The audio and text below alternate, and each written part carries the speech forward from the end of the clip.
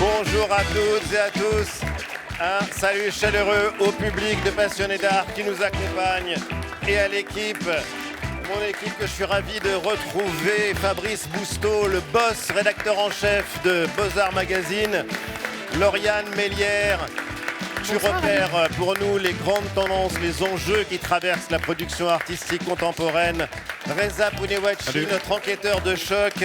Tu as enquêté sur l'un des faits divers les plus fascinants de l'art contemporain. Et Margot Bétou, la mémoire vive de l'émission, est tellement plus que ça. Et bien sûr, au piano, Charlie Voudou, pianiste virtuose, star du cabaret de Madame Arthur. Salut Charlie. Avant d'accueillir Laurent Fabius, on va commencer par notre traditionnel tour de table. Un mot, votre mot du jour, les amis. Fabrice? Archi-naturel. Reza? Fondu, parce que toutes les matières peuvent changer d'état. Parfois, une œuvre d'art peut devenir fondue et devenir une simple matière et vice-versa. Lauriane? J'ai envie de dire fratrie. Il sera question d'amour filial et maternel. Et Margot? Et moi, mon mot, c'est contente, parce que je suis contente de vous voir. Ah, ça c'est sympa. Et de ton côté, Charlie, ton mot du jour? Ah, moi aussi, je suis très contente aussi, mais quand je suis arrivé, on m'a dit « Ah, t'es habillée en bleu comme le ciel », alors vu que c'est le printemps, j'avais ça en tête.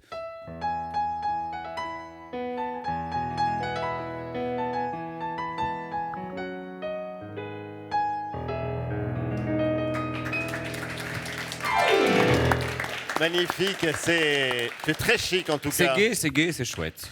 Évidemment. Notre premier invité, je vous le disais, c'est une grande figure de la vie politique française. Il a été Premier ministre, président du Conseil constitutionnel. On lui doit d'avoir été le président de la COP 21 et des accords de Paris, engagé pour l'écologie. On le sait moins, c'est aussi un passionné d'art et un peintre. Ses toiles seront exposées à la galerie Bailly du 11 au 20 juin à Paris. Laurent Fabius est notre invité.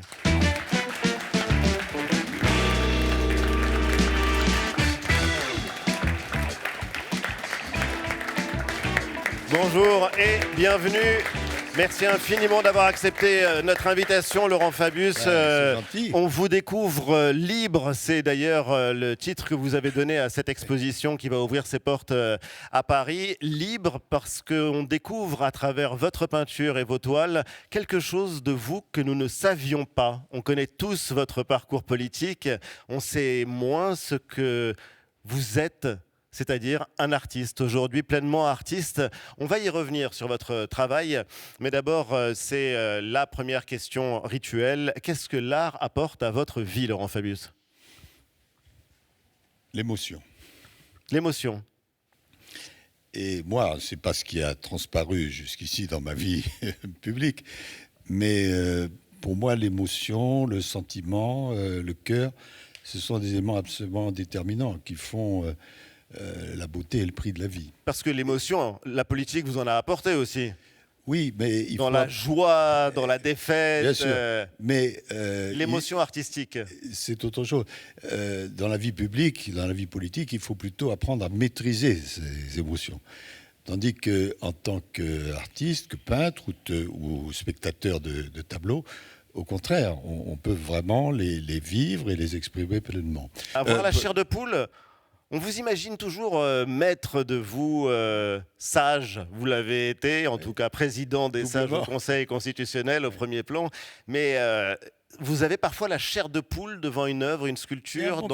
C'est un très bon critère. Il y a des discussions souvent extrêmement élaborées, savantes. Qu'est-ce qui est le critère d'une belle œuvre, etc. Et bien moi, quand je fais le tour d'une galerie ou d'une salle de musée, je regarde les choses rapidement et je m'arrête vraiment devant l'œuvre qui me donne la chair de poule. Il vous est arrivé de pleurer devant une œuvre? Je n'en ai pas le souvenir, non. Non, mais je ne suis pas un grand pleureur. Mais ça ne veut pas dire pour autant que je n'éprouve pas d'émotion. D'ailleurs, l'émotion chez moi, en fait, ça fait un peu plus de 15 ans que je peins, mais tant que j'avais des fonctions officielles, je ne voulais pas mélanger les genres. Bon, c'est une conception un peu traditionnelle, mais enfin, qui a ses mérites. Mais maintenant que je n'ai plus de fonctions officielles, J'ai décidé d'exposer. Et Voilà. qu'est-ce que ça change pour vous, qui êtes resté dans l'ombre pendant 15 ans, d'aujourd'hui vous exposer sous un autre jour? Ça doit être quand même assez vertigineux Oui. de montrer une autre facette de vous beaucoup plus sensible, beaucoup Oui. plus intime, beaucoup plus Oui, vraie et aussi. d'ailleurs, c'est assez risqué parce que... Les gens vont vous juger. oui, mais- Alors vous avez le cuir épais puisqu'on vous a beaucoup critiqué en politique, mais Lauriane a raison. Là, vous allez être jugé sur d'autres critères. Oui, bien sûr, mais voilà, quand on franchit le Rubicon, il ne faut pas s'arrêter un instant pour voir la température. Bon, et quand vous peignez ou quand vous écrivez, en général, c'est pour être lu ou pour être à la fin regardé. Mais c'est tout à fait frais ce que vous dites. Moi, je demande simplement qu'on regarde mes toiles pour ce qu'elles sont. Alors on va parler de vos tableaux, mais qu'est-ce qui vous a amené à peindre? Vous avez grandi dans une famille d'artistes avec un père qui était un immense amateur d'art, Oui. qui avait une galerie, Oui. maison d'antiquaire, Mon père, Même- mes oncles, mon frère. votre frère. Et d'ailleurs, ça m'amène à faire une recommandation. Mon père nous amenait, mon frère, ma sœur et moi, une semaine sur 2 au Louvre. Oui. Il ne faut jamais faire ça avec ses enfants. Jamais. Parce que, Pourquoi parce que j'ai eu ce qu'on appelle une overdose. Alors évidemment, Vous avez eu une overdose d'art gamin. Oui. Ah oui. Et à partir du moment où j'étais en situation de faire moi-même mes choix, j'ai eu une espèce de fixation négative sur l'art. Et c'est seulement vers l'âge de 30 ans, 35 ans, alors il y a peut-être l'ADN là-dedans, je ne sais pas, Oui. que je suis revenu vers l'art et je suis devenu un passionné. Passionné pour écrire sur l'art, passionné pour regarder et puis passionné pour peindre moi-même. Mais donc j'ai été élevé dans ce milieu, mais j'ai fait un blocage et après je suis revenu. On voit vos toiles à l'écran autour de nous. Comment est-ce que vous travaillez? Alors, On a des images de vous d'ailleurs en train de, je vais de prendre peindre.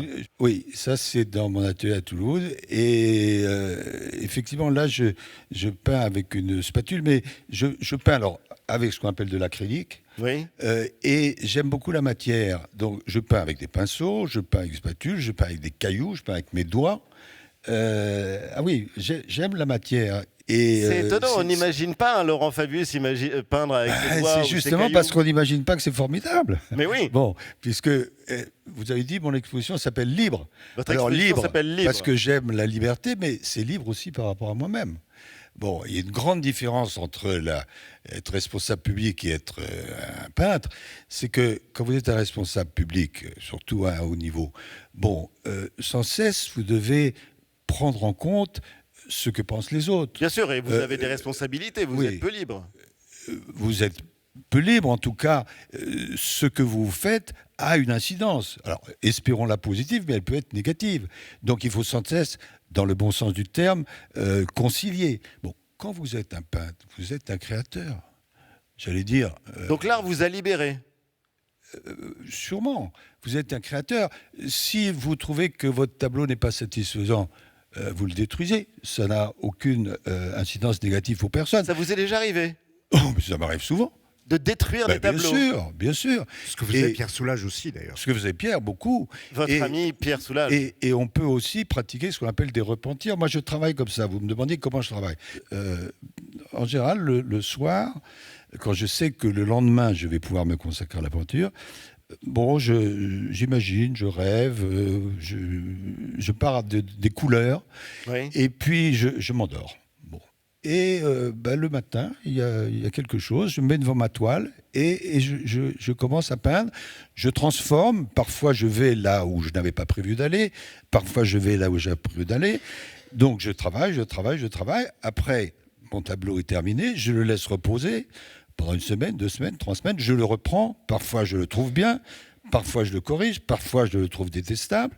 Mais c'est comme ça. Donc ça, c'est la tradition du repentir. Arrêtons-nous sur l'un des tableaux que vous avez apporté et qui est vraiment assez stupéfiant, fascinant. C'est un tableau qui semble abstrait lorsqu'on le regarde de loin. Et puis, on s'approche. Il y a le moment où vous peignez, où vous créez donc une œuvre. Et il y a un deuxième moment qui est celui où vous nommez. Et vous tenez beaucoup au titre de vos tableaux. Alors, Oui. expliquez-nous pourquoi Navire et tempête, qu'on voit à l'écran, Oui, dit quelque chose.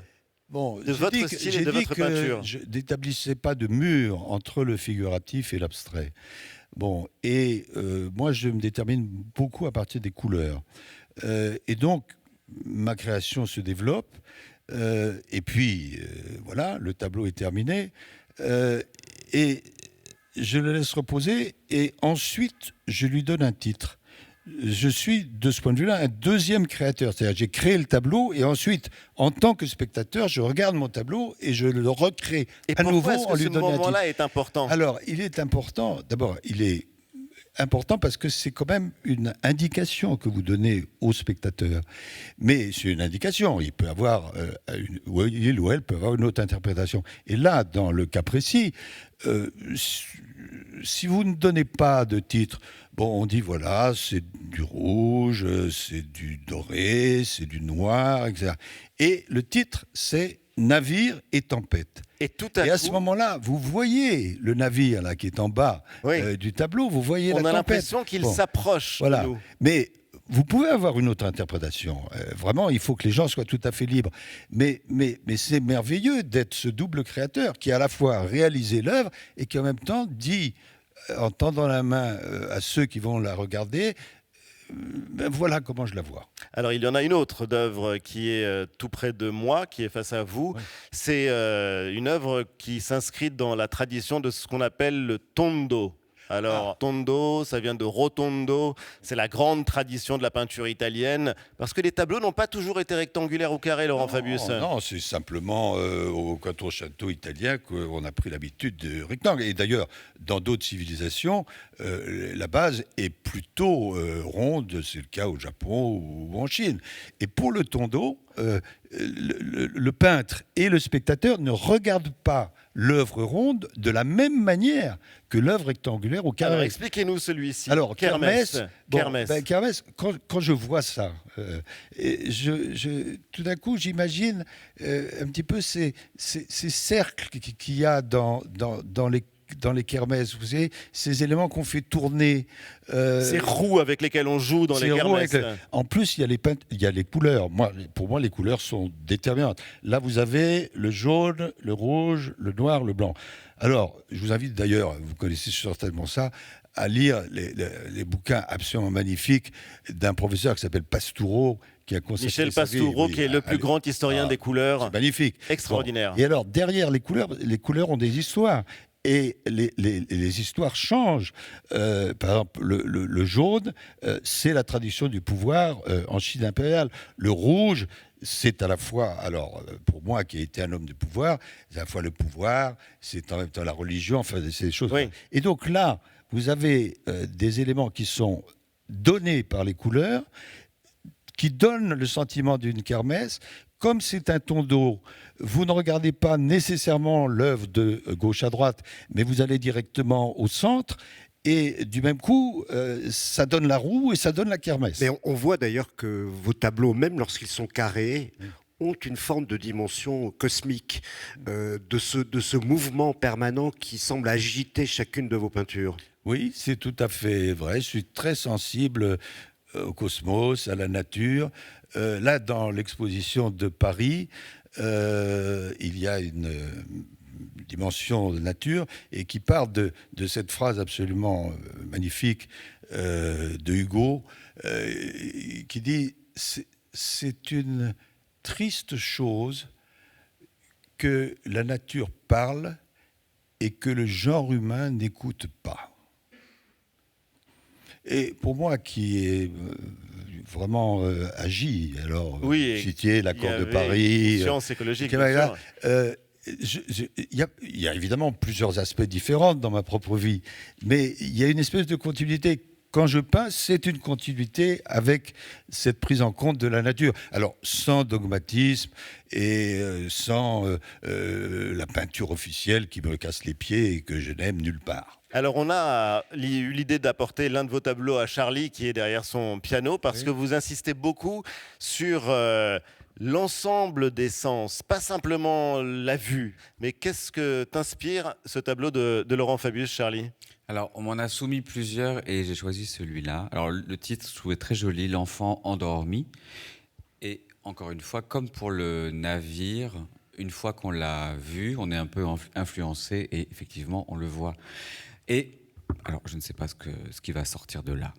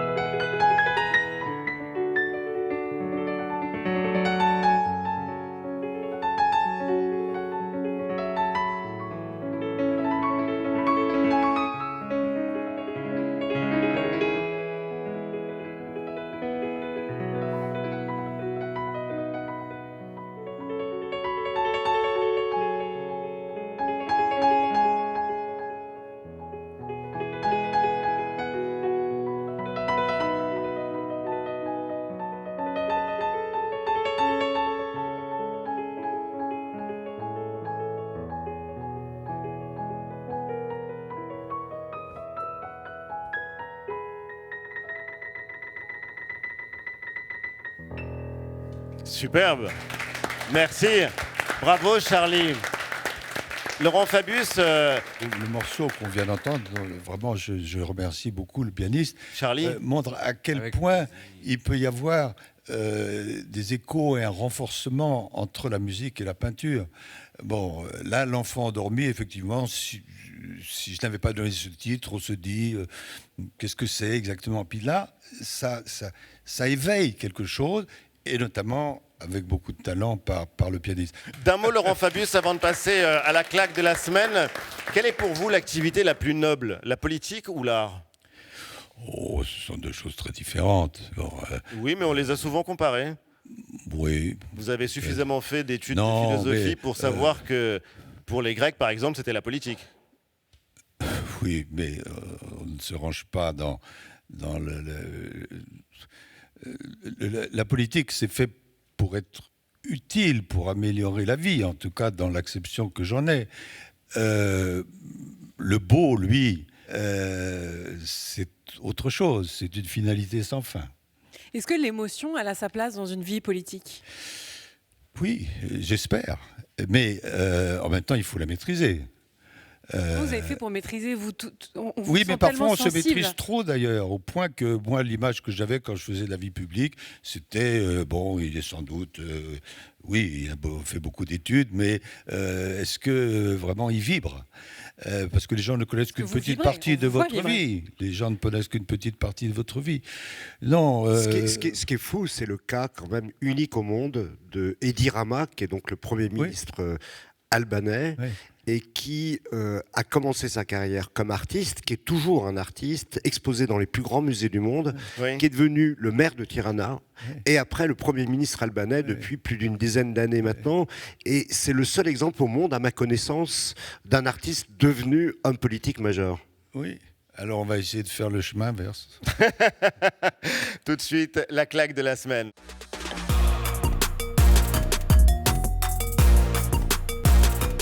Et on commence avec toi, Margot.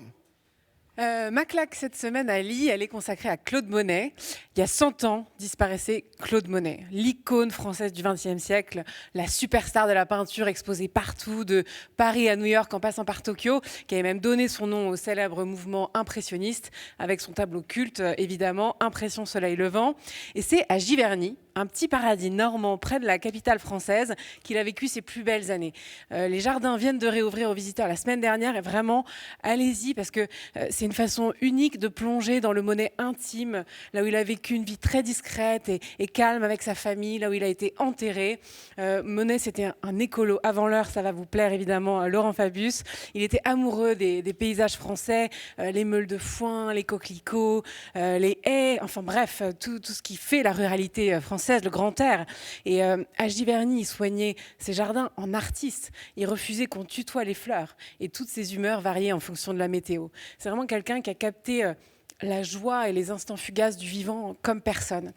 Aujourd'hui, les équipes du musée et les jardiniers soignent cet endroit vraiment incroyablement pour qu'on puisse observer ces paysages comme Monet les contemplait de son vivant. Allez-y, c'est une merveille. Et puis, alors ça attire les foules du monde entier, donc allez-y tôt le matin, mais vraiment, c'est mon coup de cœur. Merci du Vive conseil. Fabrice, ta claque de la semaine. Alors ma claque de la semaine, c'est Smiljan Radic Clark. Je pense que vous ne connaissez pas son nom. Je pense que c'est un architecte qui va beaucoup vous plaire, Laurent Fabius. C'est un architecte chilien qui vient de recevoir le très prestigieux prix Pritzker. Le Nobel de l'architecture. Qui est le Nobel de l'architecture. Pour l'anecdote, Pritzker, c'est la famille qui possède les hôtels Hyatt dans le monde entier. Et ce prix a failli ne pas avoir lieu cette année parce que Pritzker a été rattrapé par l'affaire Epstein et il a dû démissionner. Mais qu'est-ce qui fait le génie de cet architecte? C'est que c'est une architecture très expérimentale, très poétique. D'habitude, le prix Pritzker avait pris pour habitude de célébrer les stars architectes, genre Jean Nouvel qui a fait le Louvre à Abu Dhabi, genre Franck Gehry qui a fait la Fondation Vuitton à Paris. Et ces bâtiments, lui, essayent de dialoguer avec l'architecte, avec la nature, mais un peu comme si c'était des vaisseaux spatiaux d'une autre galaxie qui arrivait dans notre nature et qui essayait de dialoguer.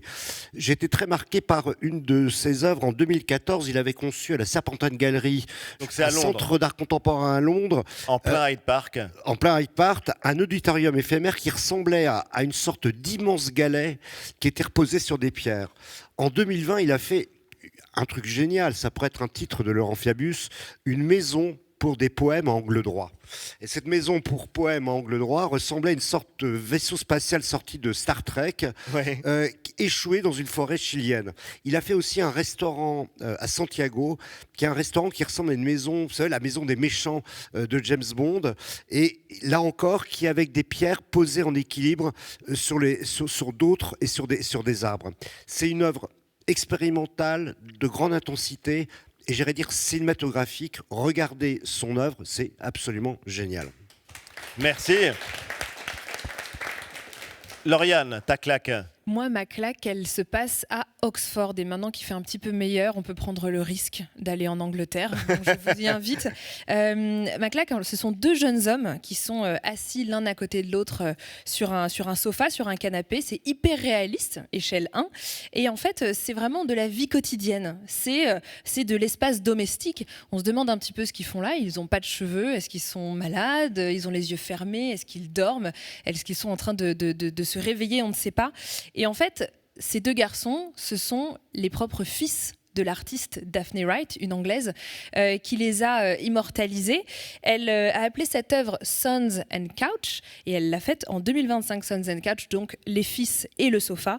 Et elle déplace en fait la figure du jeune homme qui n'a pas de cheveux, qui n'a pas de poils, donc la figure du jeune homme glabre de l'art antique, grec, romain, et elle la transpose au XXIe siècle avec finalement cette masculinité un peu désenchantée à la recherche de son prochain rite de passage qui n'existe plus. On pense par exemple à la figure d'Hercule qu'elle a beaucoup travaillé dans son travail avec des sculptures où elle reprend chacun des 12 travaux d'Hercule. Et bien là, ces garçons qu'elle a immortalisés à différents passages de leur enfance n'ont plus de rite et ils attendent qu'il se passe quelque chose. Moi j'aime beaucoup justement celui qui est sur le tapis, qui a la main vide comme s'il avait un écran de téléphone, mais l'écran de téléphone n'est pas là. Donc c'est une forme de contemplation désuète, un peu étrange. On se demande ce qui est en train de se passer. Elle était présentée jusqu'au mois de février, donc à Oxford, au Ashmolean Museum, et l'exposition s'appelait Deep Rooted Things, à savoir les choses profondément enracinées. Moi, ça m'a beaucoup émue et j'ai envie de suivre son travail à partir d'aujourd'hui. Merci Lauriane.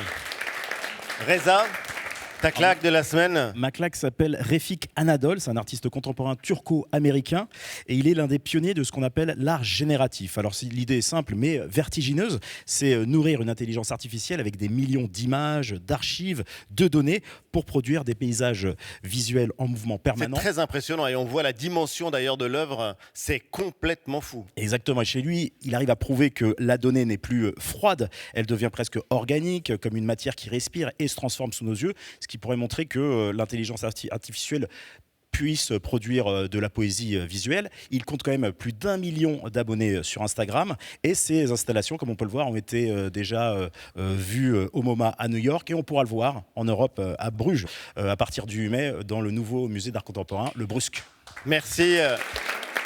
Charlie, ta claque à toi? Moi, c'est très très visuel. Ça me fait un peu écho à Fabrice avec la maison pour les poèmes à angle droit. Mais il n'utilise pas que des angles droits, il y a aussi des courbes, des volumes. Et il s'appelle Pita, c'est Manuel Di Rita, un Italien. Et suivant où on se place face à l'édifice, l'illusion est parfaite. Il y en a une qui est dingue. On a vraiment l'impression, suivant où on est placé, que des éléments sortent des murs. Et en fait, il s'occupe des façades de monuments, mais aussi d'immeubles parfois laids, et ça rend des choses comme ça. Voilà. Suivant où on est placé, on a vraiment l'impression, on a envie de toucher les façades, on a l'impression que les volumes sortent, alors que non, tout est à plat, tout est en 2D. Et voilà, c'est une belle prouesse visuelle. On a envie d'y vivre. Merci, il est Charlie. italien, il a commencé le street art en 90 à peu près. Voilà. Laurent Fabius, vous restez avec nous tout de suite, direction le musée de l'image à Épinal, pour admirer le travail du peintre et illustrateur belge Frans Mazerel. Qui était-il? Vous n'avez pas les bases, Alex Vizorek vous explique tout, c'est le Viseur Expert. Et aujourd'hui, Frans Mazerel, maître belge de la xylographie et père du roman graphique. Mazerel était un artiste libertaire et engagé, sorte de peace and love avant l'œuvre. Sur cette œuvre, on voit plus le peace que le love, mais bon, il est belge. On a tous un petit côté Mulligan Peace. Autre œuvre, Le baiser, où on voit un couple, à mon avis, 2 secondes avant l'invention de l'expression tomber amoureux. Autre magnifique baiser, celui-ci. Je me demande quand même bien comment il va faire si je lui propose de monter boire un dernier verre. Mazerel joue beaucoup sur les tailles. Ici, c'est la femme qui est beaucoup plus grande. On dirait un peu Carla Bruni en train de réconforter Nicolas Sarkozy avant son entrée à la santé. Évidemment, il y a du surréalisme dans son travail, comme ici.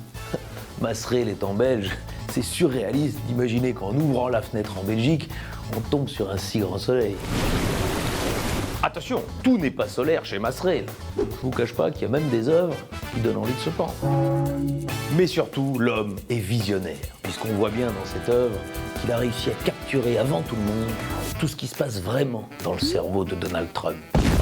Rendez-vous donc à Épinal pour voir les images de ce flamand déjanté. Les plats, les flamands. Merci Alex Vizorek. Et donc ça se passe à Épinal. Reza, tu es un peu le détective, tu es le détective de la Grande Galerie francophone.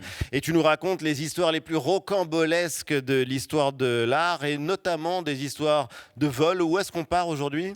On part en Angleterre avec une histoire qui pourrait tout droit être sortie d'un film de Guy Ritchie, le fameux réalisateur britannique spécialiste des films de gangsters déjantés. Alors on a dans cette histoire un palais anglais, une œuvre en or massif, une bande de voleurs qui débarquent avant l'aube et qui repart quelques minutes plus tard avec le butin, sauf que là il ne s'agit pas d'un diamant volé ou d'un tableau, mais de toilettes. Je vais vous être surpris, j'arrive. En 2016, l'artiste italien Maurizio Cattelan crée une œuvre intitulée America.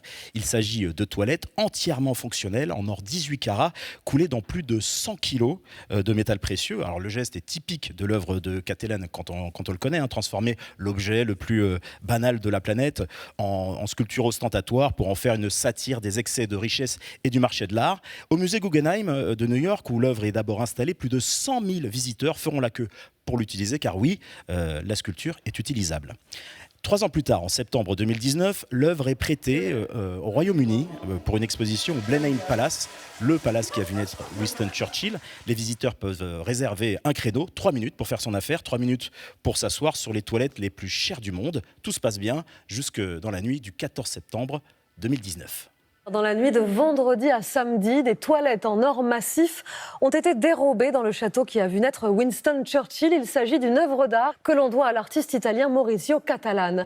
Alors c'est là que l'affaire se corse. Cette nuit-là, plusieurs hommes arrivent sur le domaine avec des véhicules volés. Ils s'en servent comme voitures béliers pour défoncer la grille du palais. Ensuite, ils sont équipés de marteaux et de barres à mine. Ils brisent une fenêtre, pénètrent à l'intérieur du bâtiment, direction le cabinet d'aisance, comme on dit. Là, ils arrachent les toilettes de la plomberie et quittent les lieux en moins de 5 minutes. Le problème, c'est que l'œuvre est branchée aux canalisations du bâtiment. En l'arrachant, les voleurs provoquent une inondation dans le bâtiment, qui est quand même un palais classé au patrimoine mondial de l'UNESCO, et la valeur de l'œuvre est estimée à plus de 5 millions d'euros. La police de Thames Valley enquête sur le vol d'un objet d'art au palais Blenheim. L'œuvre n'a pas été retrouvée pour le moment, mais une enquête approfondie est en cours. Alors, l'enquête va durer plusieurs années et la police britannique va finir par identifier plusieurs suspects. En 2025 seulement, 2 hommes, James Sheen et Michael Jones, sont condamnés à des peines de prison pour leur rôle dans ce braquage spectaculaire. Mais l'œuvre, elle, n'a jamais été retrouvée. Les enquêteurs pensent qu'elle a été découpée et fondue presque immédiatement pour revendre l'or. Et il y a une ironie dans cette savoureuse histoire, c'est que Maurizio Cattelan est fan de films policiers et de gangsters. De films de braquage. De films de braquage notamment braquage à l'italienne. Quand il a appris le vol, il a simplement déclaré « J'ai toujours aimé les films de braquage et voilà que j'en viens ». Donc on pourrait considérer que pour lui c'est quand même une happy end, une histoire qui finit bien. En revanche, pour son œuvre d'art, elle est disparue. Probablement fondu en lingots et transformé en lingots anonymes, comme si la création de Maurizio Cattelan avait fini par retrouver sa matière originale, l'or. Il y a une autre ironie dans l'histoire, c'est que, évidemment, ces toilettes font écho à Marcel Duchamp. Oui. À la fontaine de Marcel Duchamp, mais il se trouve qu'en 1996, à Amsterdam, Maurizio Cattelan est invité par un grand musée à faire une exposition, et l'avant-veille du vernissage, le conservateur se dit « mais j'ai toujours aucune œuvre de Maurizio Cattelan, qu'est-ce qui se passe ?» Et la veille du vernissage, il va cambrioler lui-même une galerie qui s'appelle la galerie des Appels. Alors, personne n'a su si c'était une histoire en accord avec la Galerie des Appels, mais il prend toutes les œuvres de la Galerie des Appels et les expose dans le musée. Peut-être que c'est peut-être lui-même qui a volé sa propre œuvre dans le château des Churchill. Merci à tous les deux, merci Reza. En tout cas, l'histoire est absolument hallucinante. Où est-ce qu'on peut voir les œuvres de Maurizio Cattelan en ce moment ? À défaut de voir son trône, on peut voir les autres œuvres donc au Centre Pompidou de Metz jusqu'en janvier 2027. La morale de l'histoire, Laurent Fabius. Est-ce que c'est de l'art d'abord ? Compliqué. Vous avez créé une maison de vente aux enchères. Oui, mais... Vous êtes investi dans le marché de l'art également, oui. Pas simplement dans l'amour de la beauté, les émotions qu'elle procure. Oui, bien sûr, mais il y a une limite. Alors c'est peut-être un côté un peu anachronique chez moi, mais je n'ai jamais, pardonnez-moi d'être vulgaire, confondu l'art et le foutage de gueule. Au moins c'est clair. Vous restez avec nous. Dans quelques instants, nous allons accueillir une artiste absolument formidable, Beya Gil Gacha. Mais d'abord, c'est l'heure de la petite galerie et c'est signé, comme chaque semaine, par Karim Rarbaj. Bienvenue dans la petite galerie, le récap de ce que l'art fait de plus fou. Et on commence avec la dinguerie. Cette semaine, on vous présente Willan Wigard, un artiste britannique qui fait des sculptures uniques. Yes, Willan, il s'inspire de tout, la pop culture, le quotidien, tout. Sauf que ces sculptures, elles ont une particularité, elles sont si petites qu'elles tiennent dans le trou d'une aiguille.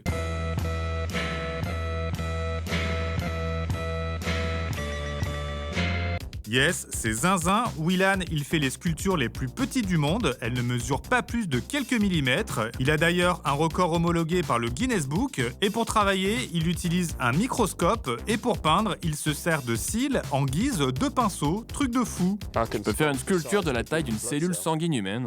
C'est quand même assez petit. Alors évidemment, il a des contraintes. Le moindre geste mal maîtrisé peut tout faire foirer. Donc Willan, il synchronise tous ses mouvements sur sa respiration. Et il sculpte entre 2 battements de cœur pour éviter les gestes brusques. Willan Wigard, c'est la dinguerie de la semaine. Et on continue avec le Fololo. Cette semaine, on suit le travail de Do Oh-soo, un artiste coréen qui transforme l'architecture en souvenir. Ouais, son truc, c'est de recréer des lieux qu'il a habités, son appartement, des couloirs, des escaliers, des portes. Mais au lieu de les construire en béton ou en bois, il les fabrique en tissu ultra fin et translucide.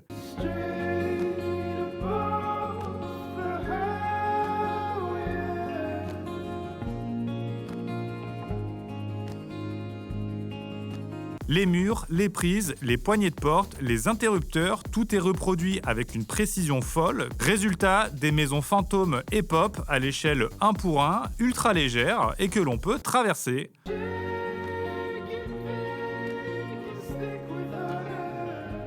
C'est poétique, intime et hyper technique. Suivez le compte de Do Osu, c'est notre fololo de la semaine. Et on termine avec Lalu. Cette semaine, on vous présente Vils, un artiste portugais complètement fou. Vils, il fait des œuvres monumentales en milieu urbain, sauf qu'il n'utilise ni peinture ni bombe, mais plutôt un marteau-piqueur, une perceuse et des burins, et le résultat est juste incroyable.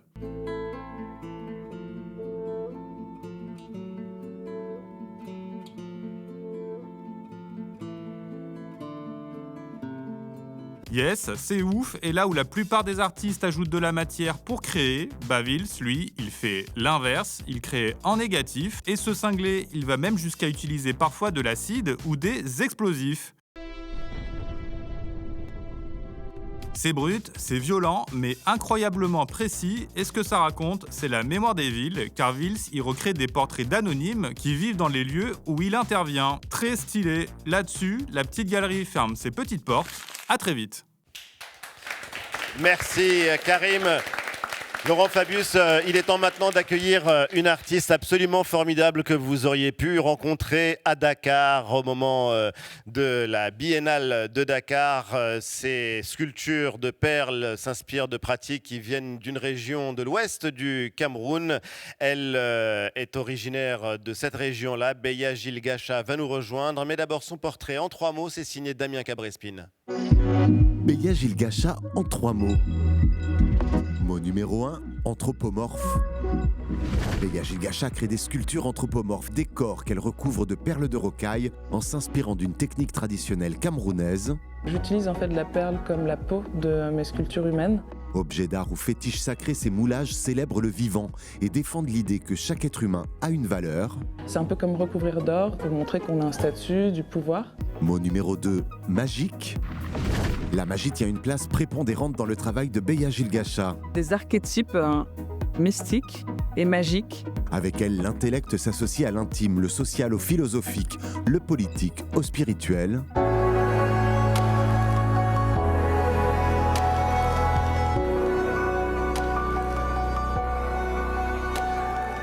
Et enfin, mot numéro 3, éco-responsable. Pour créer, Beya Gilgacha utilise des biomatériaux, des objets de seconde main, des éléments organiques, des plantes et des épices choisis pour leurs vertus médicinales. Une grande partie de mon projet artistique est sur du coup la recherche d'éléments dans la nature, en forêt. Beya Gilgacha est une artiste éco-responsable. Elle s'inspire de la philosophie japonaise du wabi-sabi et prône une simplicité paisible, une célébration de l'imparfait. Beya Gilgacha est l'invité de la Grande Galerie francophone.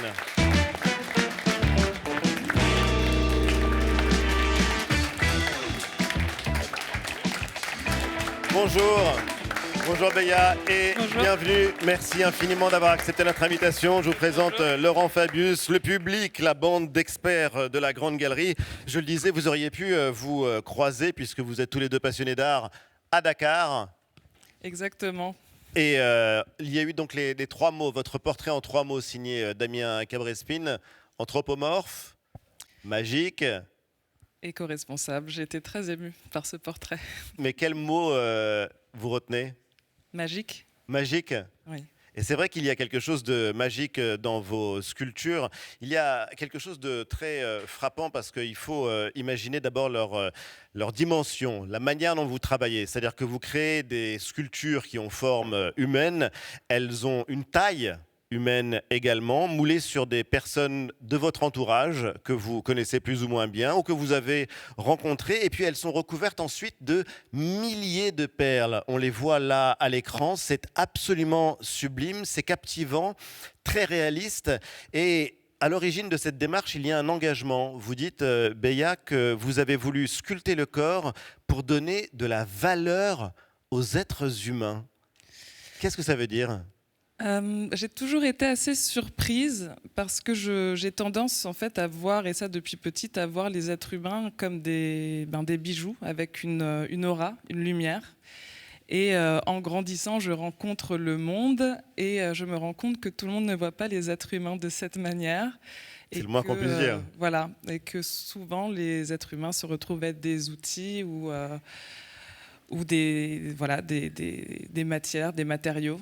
Voilà, je me suis dit au début naïvement, quand je commence ma pratique, tout simplement, j'ai envie de montrer comment moi je vois les êtres humains et comment finalement on pourrait apprendre peut-être à se voir tous de cette manière-là. Avec ces perles, on a l'impression que vous leur donnez vie. C'est assez curieux, ces perles, souvent, ces toutes petites perles bleues, ça leur donne comme si ça les animait. C'est une vraie surprise. Oui, c'est une vraie surprise. C'était pas du tout recherché. Alors pour tout vous dire, je suis des instructions. Je viens d'une tradition qui voit la pratique artistique et qui ressent la pratique artistique comme une pratique magique.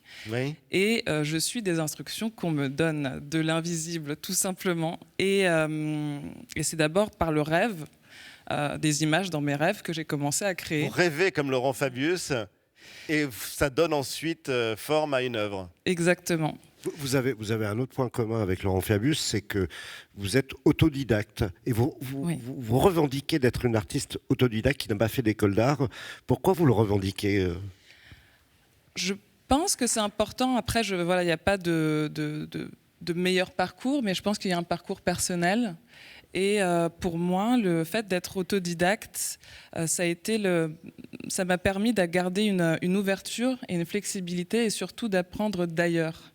Et de ne pas m'enfermer peut-être dans quelque chose qui n'allait pas finalement aller avec ma pratique, qui de fait se base vraiment sur l'intuition, sur le voyage, sur la découverte. La liberté. Et sur la liberté. Reprendre le titre de l'exposition de Laurent Fabius, Lauriane. Et aujourd'hui, justement, on parlait tout à l'heure de cette technique de perles, des perles bleues brillantes qui recouvrent vos sculptures et vos œuvres. C'est une technique traditionnelle de l'ouest du Cameroun, donc le pays bamileke, l'endroit où on retrouve notamment les chefferies.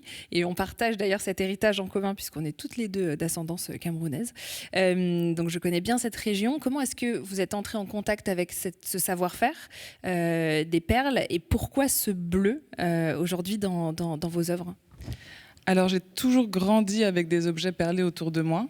Mais la première fois où je rentre vraiment en contact avec la perle, c'est dans les ateliers de perlerie de l'ouest du Cameroun qui avaient été montés par ma tante pour protéger cet art traditionnel du perlage.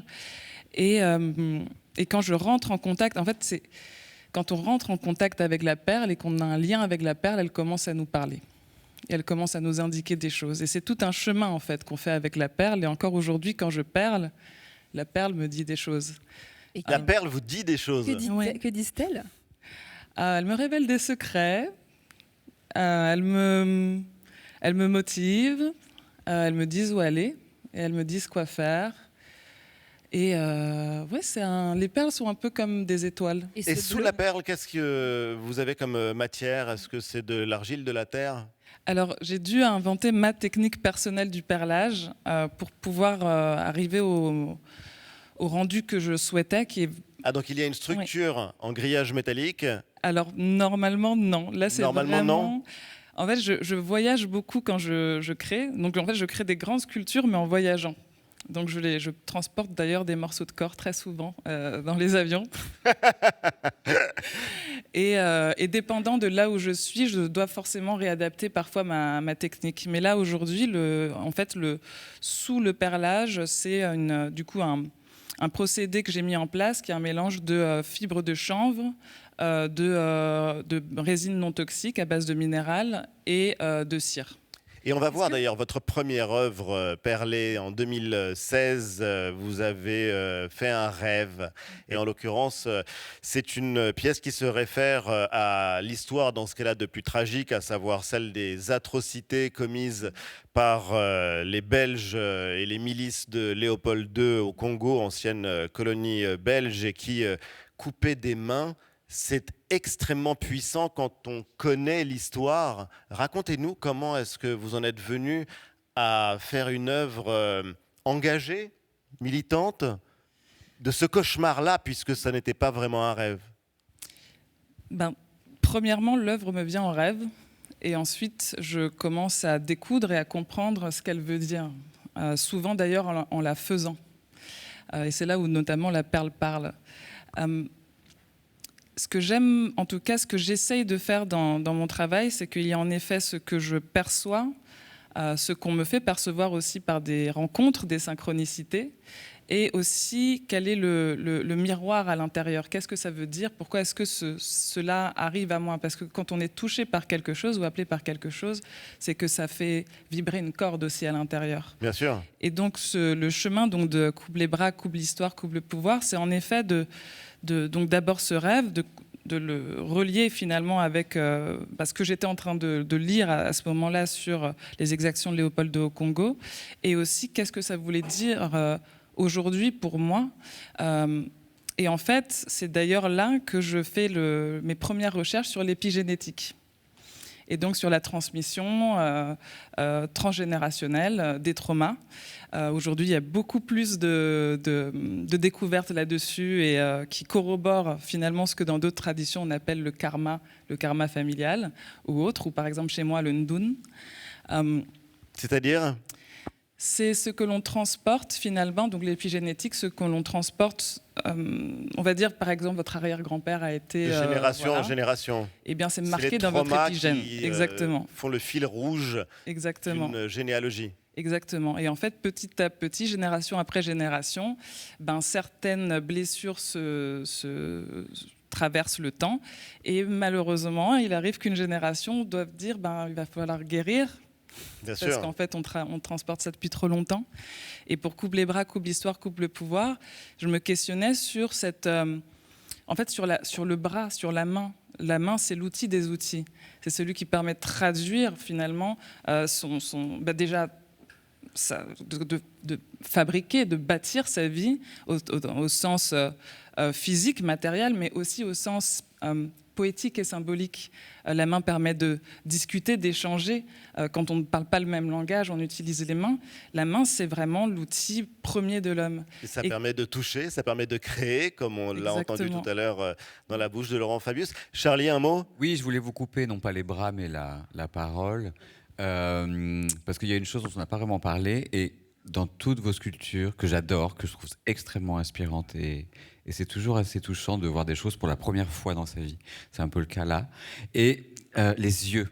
Il y a une importance dans les regards et l'intensité des regards. Alors je ne sais pas si ce sont des yeux que vous fabriquez vous-même ou si vous les fournissez quelque part, mais ça rend vraiment chaque personnage très vivant, avec une vraie psychologie, on dirait. Alors, ce sont des yeux qui sont produits par une dame qui, normalement, les vend pour la restauration de sculptures, de poupées anciennes. Ensuite, maintenant, qui sont un peu revenus sur le marché par rapport aux poupées newborn. Et donc, je ne les produis pas, mais ils deviennent de plus en plus rares parce que ce sont des yeux de verre et malheureusement, ils commencent à disparaître au profit des yeux en plastique. C'est beau parce que ce sont des yeux qui ont déjà eu une vie avant. Merci Béga-Gil Gacha d'avoir été avec nous. On va ralentir le rythme. Direction votre musée préféré, Laurent Fabius, pour admirer ma sculpture préférée. Après tout, il n'y a pas de raison. Elle est sublime, elle est monumentale. C'est un ours blanc. Il est signé François Pompon. C'est fascinant.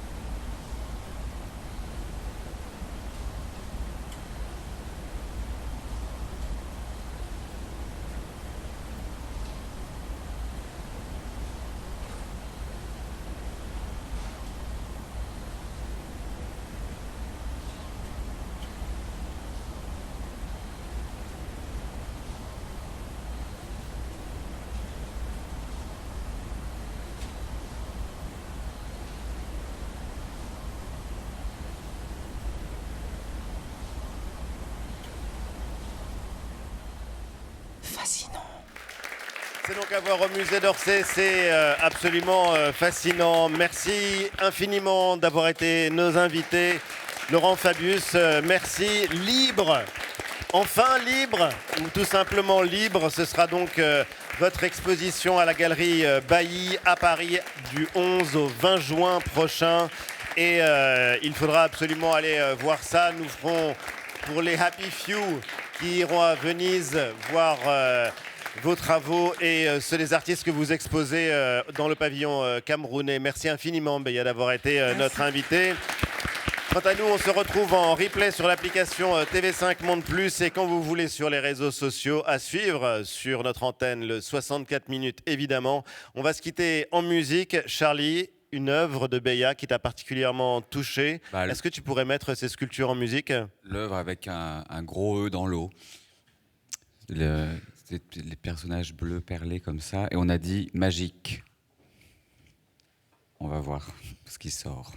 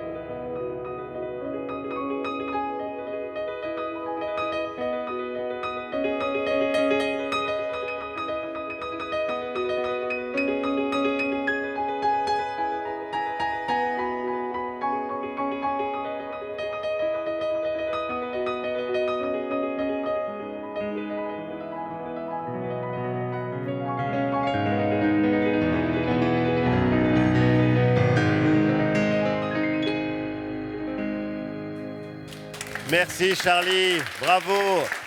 Merci à tous, merci les amis, merci à vous de nous avoir accompagnés tout au long de cette émission. On vous donne rendez-vous, même heure, même endroit, la semaine prochaine sur TV5 Monde.